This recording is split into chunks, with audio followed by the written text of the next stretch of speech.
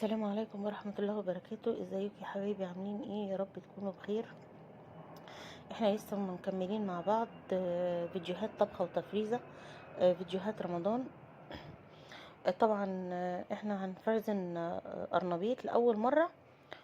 آه، ما شفتش حد عملها قبل كده خالص على منصة اليوتيوب. هنفرزن القرنبيط ازاي بطريقة جديدة خالص.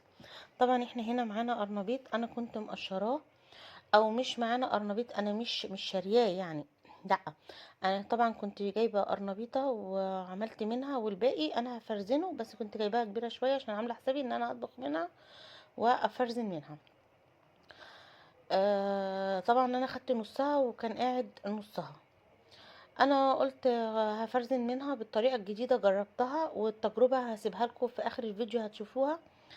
وبعد كده لما لقيت التجربة نجحت فطبقت طبعا التجربة على النص التاني من القرنبيطة و... وهتشوفوها معايا دلوقتي. طبعا معايا بقية القرنبيطة هنا، كنت قشرتها وغسلتها، وبعد كده هاخدها اسلقها. تمام كده. طبعا هنبتدي بعد ما سلقتها خلاص كده، انا حطيتها على النار، هنبتدي ان احنا نعمل الخلطة بتاعتها. معايا كوباية من الدقيق، كوباية حلوة كده من الدقيق، او عامه لو انتي بتحطي من غير عيار عادي جدا مفيش مشكله. معايا طبعا شطه، ومعايا فلفل اسود، معايا كمون، ومعايا توم باودر. تمام لحد كده. ومعايا ذره ملح،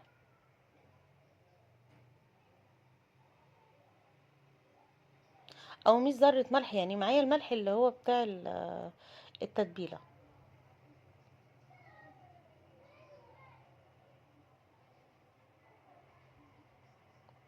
ومعايا معلقه توم مفرومه.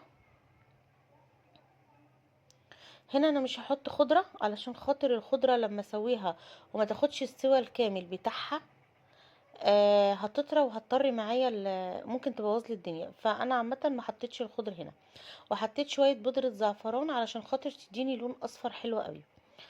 ممكن تحطي بودره زعفران، ممكن تحطي بودره كاري، ممكن تحطي كركم.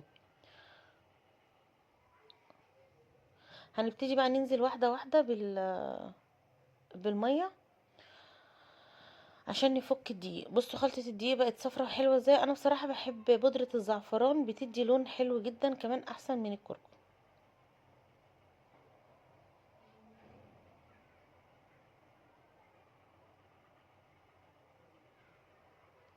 الخط الاسود ده يا جماعه الشاحن، انا ما خدتش بالي خالص ان هو الشاحن كان معمول كده.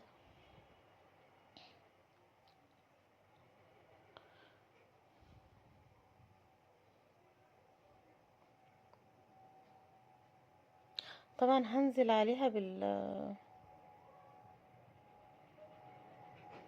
بالاتنين بيضة. انا طبعا حاطة فيها 2 بيضة فقط، وادي التانية.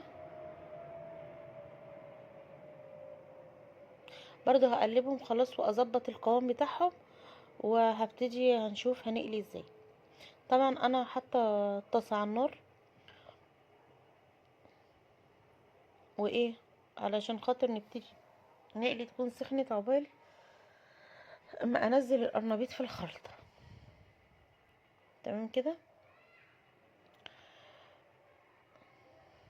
خلاص كده انا كنت ظبطت الخلطة بتاعتنا كمان. كنت محتاجة اخفها شوية كمان، بس خلاص كده الحمد لله. وهبتدي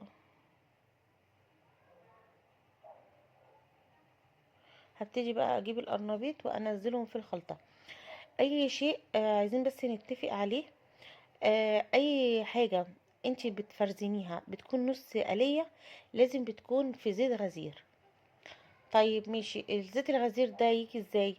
مش همسك انا بقى حلة قد كده او طاسه تكون غويطه قوي واملاها زيت، لا، ممكن اخد حله صغيره جدا احط فيها شويه زيت، هتلاقيها عشان هي صغيره فالزيت طبعا بيعلى فيها. بتاخدي وقت كبير في وانتي بتعملي الحاجه، بس مش بتدهوري زيت كتير. تمام كده. احنا بنحب القرنبيط عامه صغير مش كبير. فخلاص كده انا كنت خدت القرنبيط خلاص ابتديت ان انا آه، اعملهم يعني صغيرين زي ما انا عايزاهم، وهاخدهم كده واروح بيهم على الطاسه اللي انا اساسا حطاها على النار.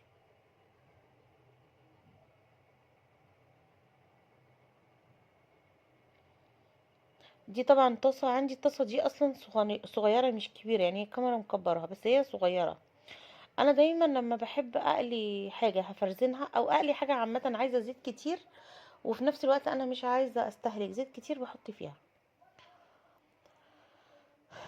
طبعا هنبتدي ننزل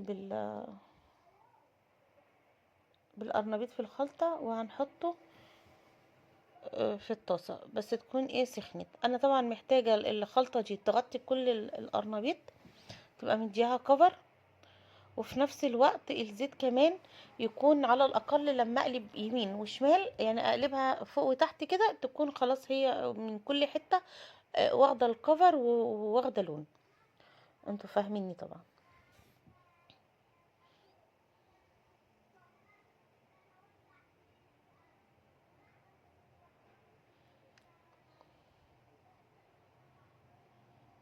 بنت كل طاسه وطاسه بننضف الطاسه علشان خاطر ما يبقاش في حاجات متعلقه او علقه في القرنبيط ويطرى منك في الفريزر او يبوظه. لا، المهم ان اي حاجه انت بتستعمليها تكون نظيفه جدا وما عليهاش اي شوائب، اللي هي بتبقى بتاعه الخلطات اللي بتنزل في الزيت وتعمل زي كرات صغننه كده.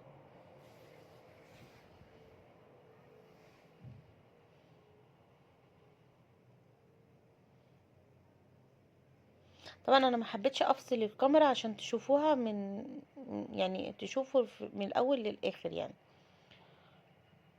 هنا اهو بصوا، هنا هو مستواش، هي واخده لون اصفر.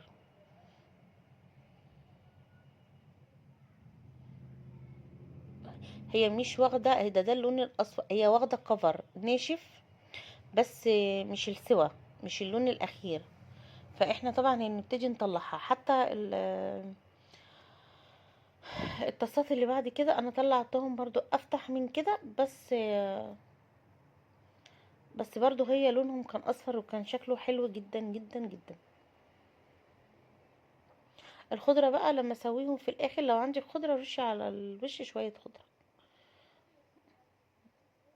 بصوا، هي هنا بصوا، حتى انا مش يعني بصوا، هي دوبك الشمعت بس، وهطلعها. اهم حاجة ما يبقاش فيها ولا حتة ولا ركن مش واخد لون. انا جربت القرنبيط بصراحة، اللي هو سلقته وحطيته في الفريزر، ما عجبنيش خالص، لقيته بيشرب مية وعامل زي السفنج، فما عجبنيش. وانا من الناس اللي بتعشق القرنبيط. بس فقررت ان انا اجرب دي. لما بصوا ناشفه اهي، واخده كفر ناشف، قررت اجرب القرنبيط كده. لما عملت القرنبيط اللي فات وحطيت منه جزء في الفريزر وطلعته عشان اقليه، وقلت لو فعلا كان حلو هعمله، ما كانش حلو خلاص، مش يعني خلاص مش هعمله. هنا كان عندي اطباق اساسا، عندي بتاعه الجبن، ساعات بتبقى جبنه رومي وكده ما برميهاش، اغسلها واشيلها. طبعا هبتدي ان انا ارص القرنبيط. بترصي طبعا، انا عملت اطباق طبق واحد كبير اللي هو الطويل ده، وطبقين وسط وطبقين صغننين. ربما في السحور نطلع طبق. انا ممكن يهفني الشوق اخد طبق مع نفسي، ما ماليش دعوه بيهم، مش هتسحر زيهم يعني. بس لفتهم بقى بستريتش لاب ودخلتهم الفريزر، وانا سبتهم في الصينيه دي وفردت عليهم مناديل لحد ما بردوا تماما. آه،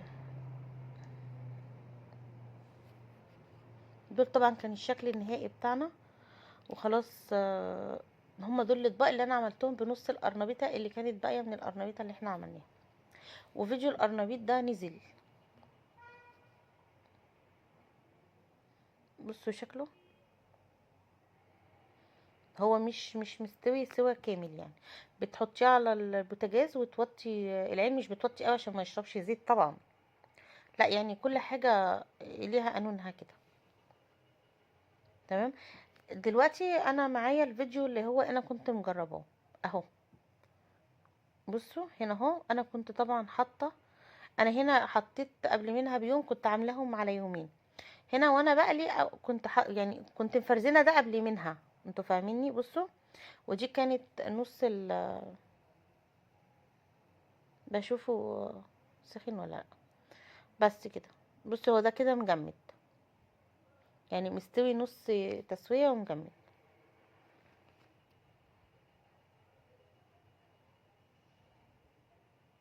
هنا انا كنت بجرب علشان خاطر تبقى التجربة فعالية قدامكم، عشان محدش يجي يقولي لا اسود ولا طعمه وحش ولا كان شكله مش عارفة ماله ولا كل الكلام ده.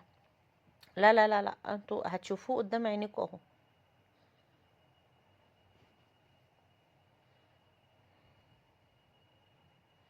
تبتدي تقلبي فيه كده و... وتحطيه، طبعا بتوطي العين عليه و... وبتاكلي احلى قرنبيط اكنه طازه فريش، اكنك انتي عاملاه ما كانش لا خارج من الفريزر ولا انتي حاطاه في الفريزر. لو عجبكم الفيديو يا ريت ما تنسونيش في اللايك، ويا ريت تشتركوا في القناه عشان يوصلكم ممكن كل جديد. اهو. طبعا البتاع كانت سخنه.